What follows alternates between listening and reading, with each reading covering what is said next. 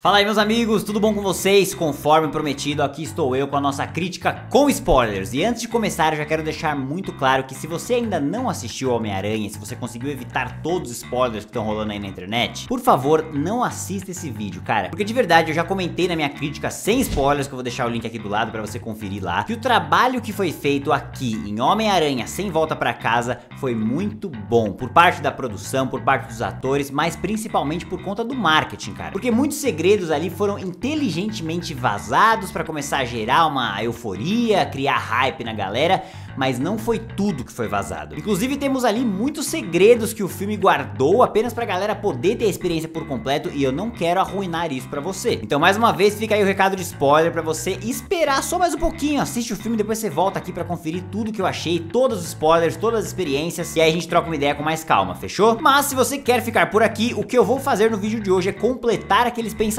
que eu não pude falar na minha crítica, justificar esses pensamentos e finalmente dar a nota pro projeto. Será que vai ser uma obra-prima ou será que teve algum erro ali que foi grande o suficiente para o filme cair de posição? Bom, é exatamente disso que a gente vai falar no vídeo de hoje. Então pra quem não me conhece, eu sou o Rafa Camargo e esse é mais um episódio do quadro Reviews com spoilers. E se você quer saber tudo que esse filme guardou de segredos e o que eu achei de cada um desses segredos, completando aquele raciocínio que a gente iniciou anteriormente, eu convido você para vir comigo porque sem mais delongas, solta a vinheta e vamos nessa!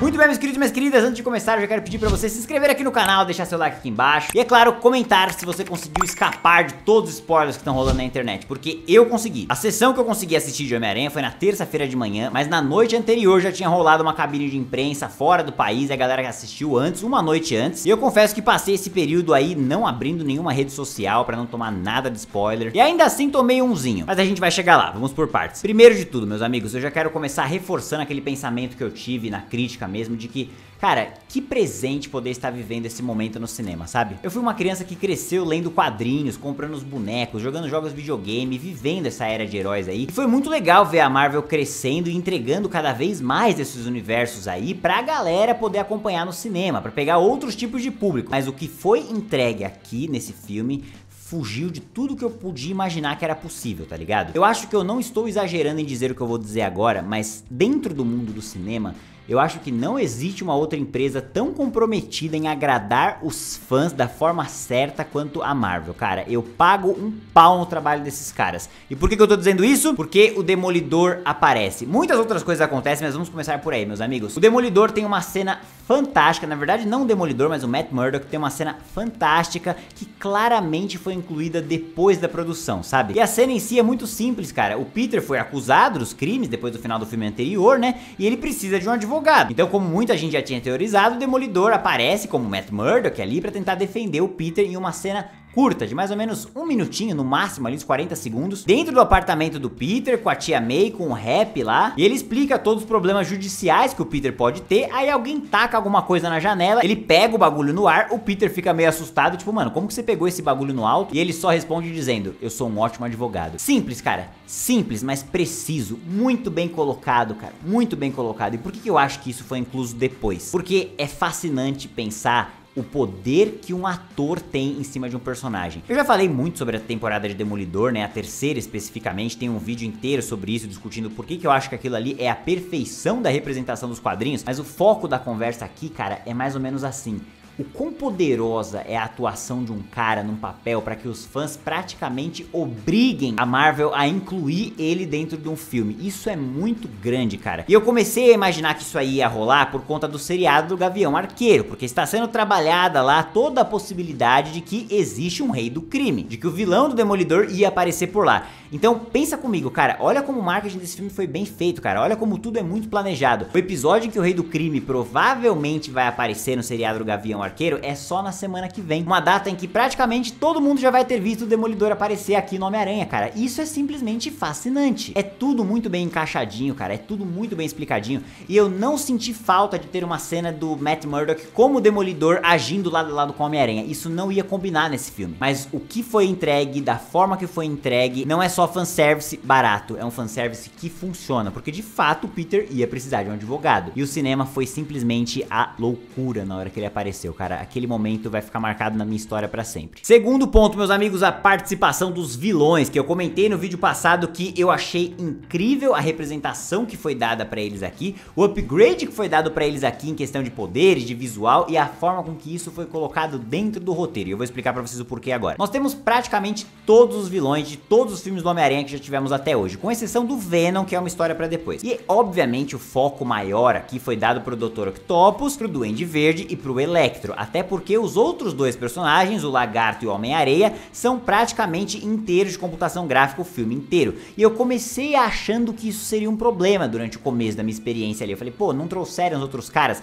Mas não, eles aparecem no final em umas cenas que eu acho que também foram reutilizadas e recicladas dos outros filmes do Homem-Aranha. Mas o ponto central é, meus amigos, por que esse filme beira ali a perfeição pra mim? Eu acho muito legal sair do cinema quando um filme me gera uma sensação de que ele me entregou algo que eu nem sabia que eu queria assistir, mas que foi um presente assistir, porque eu entrei querendo o quê? Os três Homem-Aranhas. Eu queria o Tobey Maguire, o Andrew Garfield e o Tom Holland agindo em conjunto ali. Talvez uma participaçãozinha do Demolidor seria muito legal, e eles entregaram tudo isso, mas entregaram coisas que eu nem sabia que eu queria, como a interação entre os vilões em si. Cara, como isso foi foda. Ver o Dr. Octopus conversando com o Lagarto, e ver o Lagarto interagindo com o Electro, e ver o Electro falando com o Duende Verde, e todos eles interagindo com o Homem-Areia. Cara, isso é fantástico. E a forma com que o roteiro encaixa tudo isso junto é por meio do Doutor Estranho querendo mandar eles de volta pro universo deles, não se importando de fato se eles vivem ou morrem, e o Peter agindo como o Peter Parker agiria mesmo, que é se importando, apenas isso. O Peter Parker é um herói humano, cara. Ele é um cara que se importa com o bem-estar dos outros, tanto que o motivo principal dele pedir pro Doutor Estranho castar o feitiço em primeiro lugar é justamente pra ajudar o Ned e a MJ. E aqui ele repete esse arco até a hora que o Duende Verde vai e mata a tia May. Na hora que eles se rebelam todos eles, rola uma puta de uma treta que a gente viu algumas imagens no trailer e a tia dele acaba morrendo. E é nessa hora que a personalidade do Peter vai ao declínio máximo que pode chegar ali.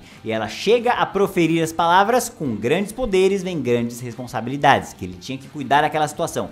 E eu achei muito ousado do filme, cara, muito da hora mesmo eles apropriarem essa frase mesmo, sabe? Porque no filme do Andrew Garfield rolou uma tentativa de passar essa mensagem com outras palavras, mas aqui não, cara. Eles pegaram a perfeição, aplicaram a perfeição e ainda construíram em cima disso uma ideia no roteiro de que existe o destino, cara, de que o Homem-Aranha, o Peter Parker, precisa perder alguém muito próximo a ele para que ele entenda essa mensagem de que com grandes poderes vem grandes responsabilidades. Isso é fascinante, cara. Aí depois é óbvio, né, cara, na hora que entram os outros Homem-Aranhas, o cinema foi ao delírio, cara. Eu particularmente fiquei com uma sensação no meio do filme, quando os vilões estão começando a interagir ali com o Homem-Aranha, de que não ia mais rolar nada. Eu entrei com a expectativa de que a gente teria outros Homem-Aranhas, o filme começa a se carregar por conta própria, a trama começa a avançar, os vilões começam a interagir, o Peter começa a interagir com eles, e eu fiquei realmente pensando, cara, talvez não tenha mais ninguém. E tudo bem se não tiver, porque a história tá boa desse jeito, não precisa talvez. Só que aí na hora que eles vêm, meus amigos,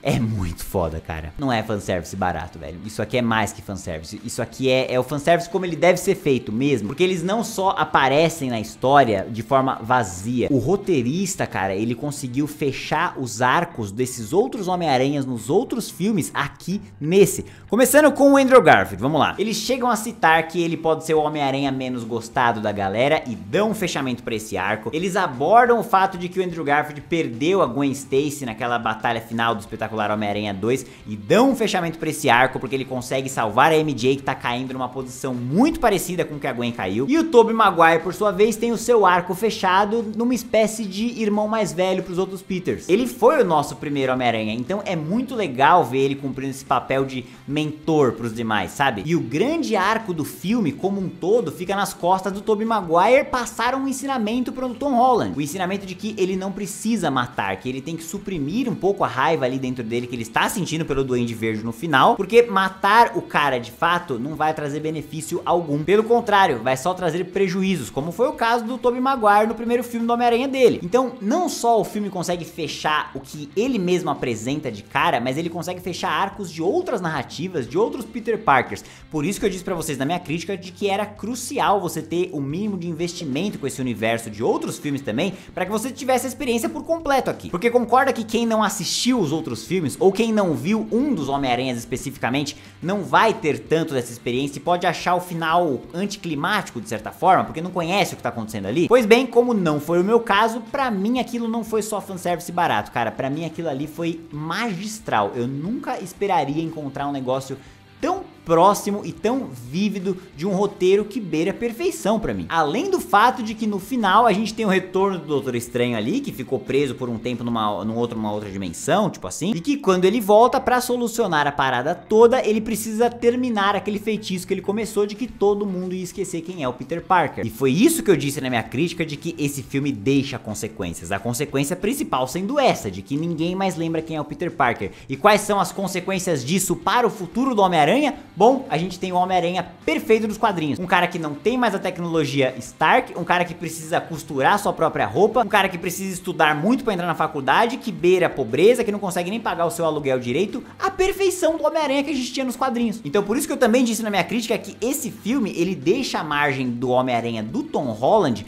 beirar o que a gente gostaria de ter visto talvez desde o primeiro filme, porque muita gente reclamou que o Homem-Aranha do Tom Holland aqui, ele é um Tony Stark wannabe. Esse filme aniquila essa possibilidade pro futuro, enquanto ainda resolve tramas do passado. Percebe o quão bonito é isso, cara? Honestamente, meus amigos, tudo que foi entregue aqui foi entregue da melhor forma que eu poderia imaginar. A pessoa que escreveu esse roteiro é tão apaixonada pelo Homem-Aranha que você sente assistindo ao filme apenas isso. E consequentemente, esse amor é transmitido para aquele fã, como eu do Homem-Aranha, que está assistindo ao projeto. Então eu não precisaria de nada a mais do que foi entregue aqui pra chorar da forma que eu chorei. Eu chorei muito vendo esse filme e chorei no meio, numas cenas que não tinha nada a ver. Talvez nas cenas que o filme queria que eu chorasse, tipo a morte da tia May ali, eu não derrubei nenhuma lágrima, mas na hora que os três Homem-Aranhas começam a interagir entre si, me emocionou tanto, cara, porque aquilo foi feito com tanto carinho, com tanto amor pros fãs, que dá pra perceber na sutileza do roteiro, cara, na delicadeza de colocar algumas falas ali, como eles brincando com o fato do Tobey Maguire soltar as teias sem precisar de um aparato pra isso, ou com o fato do Homem-Aranha do Andrew Garfield não falando tanto sobre o seu passado, porque ele tem aquele lance um pouco de querer esconder as coisas, mas deles passando uma sensação de serem irmãos. E no cerne dessa irmandade a gente tem o Tobey Maguire naquele papel de irmão mais velho.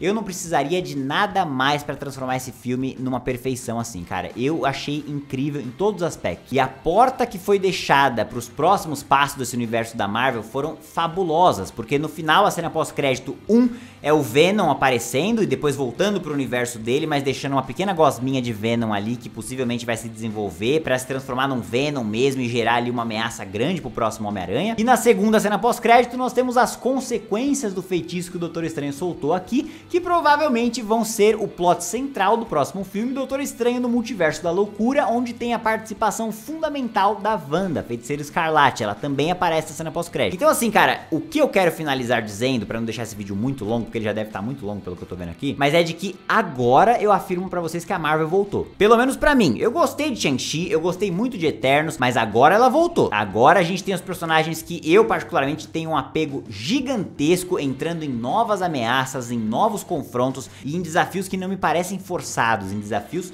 reais, com consequências reais. E justamente por conta de tudo isso, coisas que eu não podia comentar na minha crítica, obviamente, para não estragar a experiência de todos vocês, mas se você quiser a experiência completa, né, se você chegou nesse vídeo primeiro, eu recomendo que você veja a minha crítica principal, porque lá foi roteirizado, lá foi bonitinho, e aqui são só as conclusões de todos os raciocínios, mas agora, finalmente, eu me sinto à vontade para dar uma nota para vocês, porque pra mim, Homem-Aranha Sem Volta Pra Casa, sem dúvida alguma, foi o melhor filme que eu assisti nesse ano. Ele com certeza vai estar no top 1 da minha lista de final de ano lá, porque sim, é uma obra-prima. Que filmaço, cara, que filmaço. E agora eu quero saber de vocês, meus amigos, ansiosos pra assistir? Já assistiram? Comenta aqui embaixo pra eu saber. Se curtiu o vídeo, não esqueça de deixar o like aqui embaixo, se inscrever no canal e ativar o sininho pra ficar por dentro das próximas novidades. Muito obrigado pela audiência de todos e até a próxima.